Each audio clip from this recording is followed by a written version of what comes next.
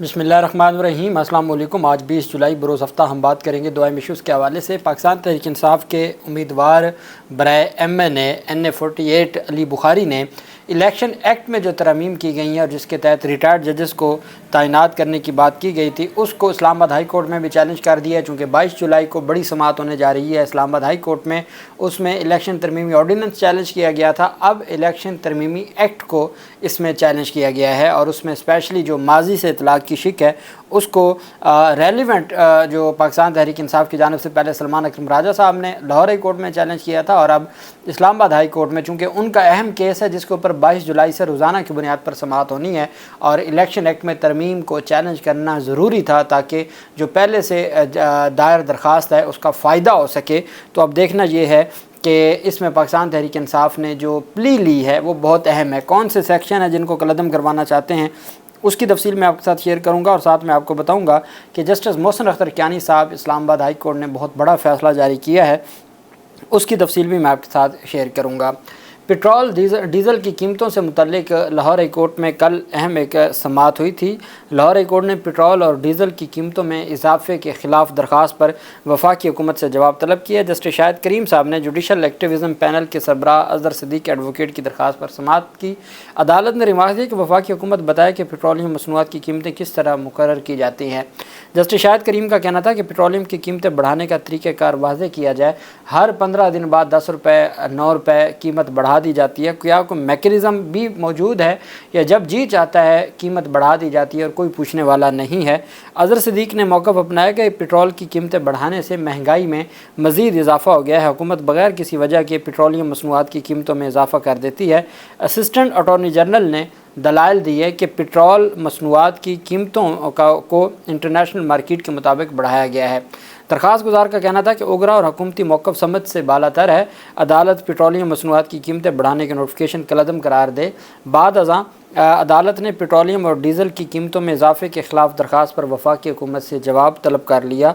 15 जुलाई को हुकूमत ने मुआशी मुश्किलात में मज़ीद फ़िज़ात आवाम की मुआशी मुश्किलात में मज़ीद इजाफ़ा करते हुए अगले 15 रोज़ के लिए पेट्रोल डीज़ल की कीमत में बिलतरतीब 9 रुपये 99 पैसे, 10 रुपये नहीं 9 रुपये 99 पैसे और डीज़ल की कीमत में 6 रुपये 18 पैसे का इजाफ़ा कर दिया था, जिसके पेट्रोल की नई कीमत अब तकरीबन 276 रुपये पहुँच चुकी है और हाई स्पीड डीज़ल की कीमत 283 रुपये 284 तकरीबन पहुँच चुकी है।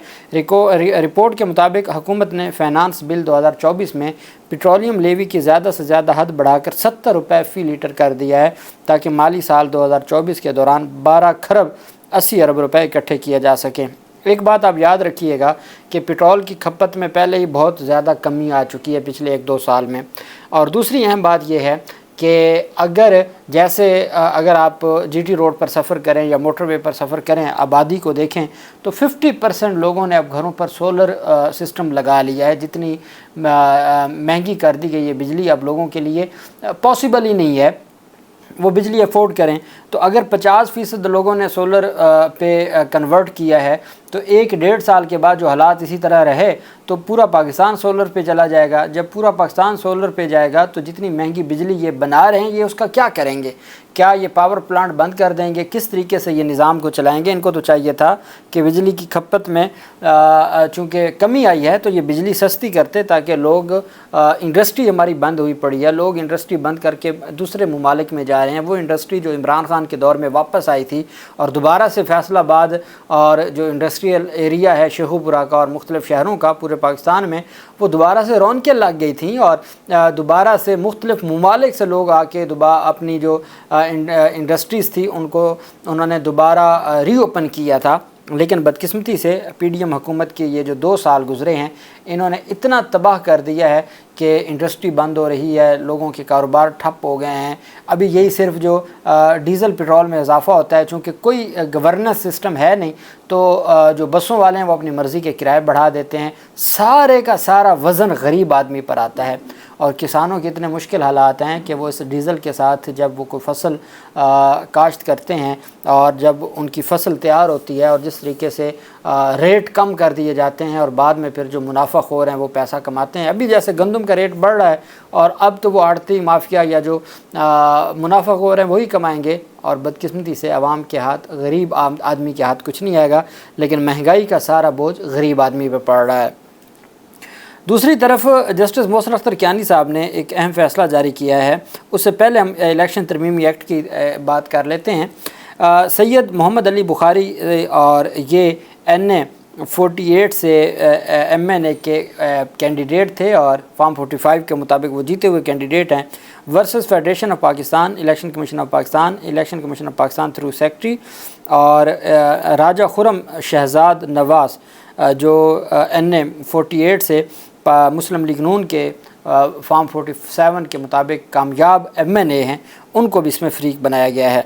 That petitioner through the instant petitions challenges section 151 of the Election Act 2017. The Act یہ section 151 تھا جس میں پہلے ترمیم کی گئی تھی اور کہا گیا تھا کہ جو ججز ہیں سٹنگ ججز ہائی کورٹس کے وہ سنیں گے, وہ کیسز کی سماعت کریں گے ٹرائبونل کی. پھر اس 151 کو دوبارہ بیک پہ لے گئے. پہلے والے جو قانون تھا جو ترمیم تھی اس کو ختم کر کے 151 میں دوبارہ نئی ترمیم کی گئی اور اس کے تحت یہ 2024 کا ایک سیکشن 140 ہے, 140 ہے سیکشن, اس میں ترمیم کی گئی اور 140 میں ترمیم کر کے ریٹائرڈ ججز کو بھی ٹرائبونل کا جج بنانے کا اور چیف جسٹس سے مشاورت کا جو شک ہے وہ بھی ختم کر دی.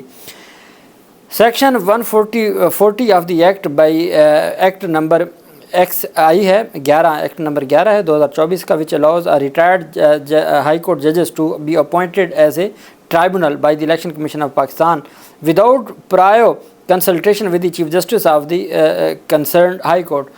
کہ ہائی کورٹ کے چیف جسٹس کی مرضی کے بغیر ریٹائرڈ ججز کو بھی اپوائنٹ کیا جا سکتا ہے. الیکشن کمیشن کو 140 سیکشن 140 میں جو 140 نمبر سیکشن ہے اس میں ترمیم کر کے یہ اختیار دیا گیا ہے. اور as previously required under section 140 of the act, جو پہلے سیکشن 140 کے تحت کنسلٹیشن ضروری تھی اب اس کنسلٹیشن کو بھی ختم کر دیا ہے اور اب سٹنگ جج کی بھی شرط کو ختم کر کے ریٹائرڈ جج کو بھی تعینات کیا جا سکتا ہے. As previously required under section 140 of the act, the petitioner submits that these provisions violate the constitution, particularly article 4, 8, article 10A, article 15, article 16, 17, 25, 222 and 225. یہ مختلف آئین کے آرٹیکل ہیں جس کی خلاف ورزی ہو رہی ہے اور اس وجہ سے اس الیکشن ترمیمی ایکٹ کو کالعدم قرار دیا جائے. 2024 کا ہے.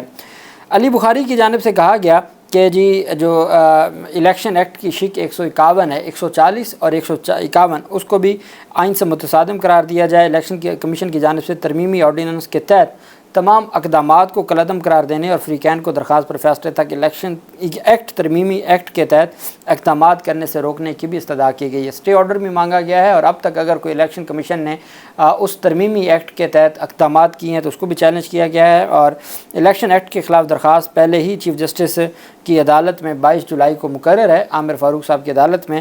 اب یہ کیس بھی 22 جولائی کو چیف جسٹس عامر فاروق صاحب اس پر سماعت کریں گے اور عامر فاروق صاحب نے لاسٹ ڈیٹ آف ہیئرنگ پر یہی بات کی تھی کہ اب تو نیا ایکٹ آ گیا ہے تو اس کا کیا کرنا ہے. تو پھر اس کے مطابق پاکستان تحریک انصاف نے اس کو باقاعدہ طور پر پہلے الیکشن ترمیمی آرڈیننس کو چیلنج کیا تھا, اب ترمیمی ایکٹ کو چیلنج کر دیا ہے. سب سے اہم بات یہ ہے کہ اگر ایکٹ جولائی میں بنتا ہے تو اس کا اطلاق 8 فروری کے انتخابات پر کیسے ہوگا, اور جو پہلے سے اپوائنٹ ہو گئے ہیں کافی حد تک وہ سماعت کر چکے ہیں, کیا ان کو ایسے ہی وداؤٹ اینی ریزن ختم کر دیا جائے گا, کیسز ٹرانسفر کر دیے جائیں گے؟ اور جیسے سپریم کورٹ میں ریٹائرڈ ججز کو لگایا گیا ہے تو الیکشن کمیشن میں بھی ریٹائرڈ ججز کو لگایا جائے گا. یہ ریٹائرڈ ججز کی جو سائیکی ہے, اس کے پیچھے جو اسکیم یا ایک اپروچ ہے وہ ایک جیسی ہے کہ جی ریٹائرڈ ججز بہتر جو ہے وہ کنٹریبیوٹ کر سکتے ہیں. اب آپ اندازہ لگائیں, اس کے اوپر میں تفصیلاً اگلے ویلاگ میں آپ کو بتاؤں گا کہ کل جوڈیشل کمیشن آف پاکستان میں جو ڈسکس ہوا ہے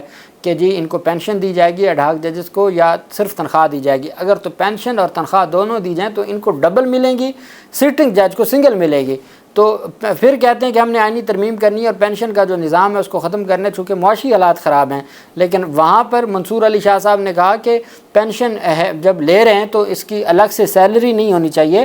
تو وفاقی حکومت نے مسترد کر دی منصور علی شاہ صاحب کی رائے کو، اور جو وفاقی حکومت کے نمائندے تھے جوڈیشل کمیشن میں، انہوں نے کہا نہیں جی نہیں، ان کو دونوں چیزیں ملنی چاہیے، سیلری بھی ملنی چاہیے، ایڈ ہاک ججز کو حکومت کہہ رہی ہے، اور کہہ رہی ہے کہ ساتھ ان کو پینشن بھی جاری رہنی چاہیے۔ دوسری طرف جسٹس محسن اختر کیانی صاحب کا ایک اہم فیصلہ سامنے آیا ہے۔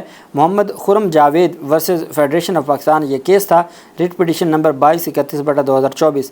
ان compliance of order dated 15 July 2024، progress report has been submitted on behalf of inspector general of police.